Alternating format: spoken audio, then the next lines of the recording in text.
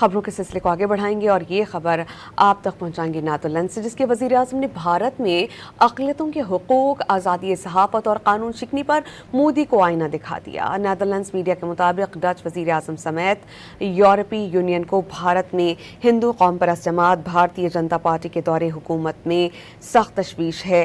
بھارتی جریدے دی وائر کے مطابق ڈچ وزیر اعظم نے کہا کہ بھارت میں آزادی صحافت اور اقلیتوں کے حقوق بالخصوص مسلمان شدید دباؤ میں ہیں۔ یورپی یونین اور بھارت کو آزاد تجارت معاہدے کے تحت بھارت میں انسانی حقوق اور جمہوریت پر بات کرنا ہوگی۔ دی وائر کے مطابق مودی کے دورے کے دوران نیدرلینڈز کی شہری انسیا کا اغوا کیس بھی ڈچ میڈیا میں نمایاں اہمیت کا حامل رہا۔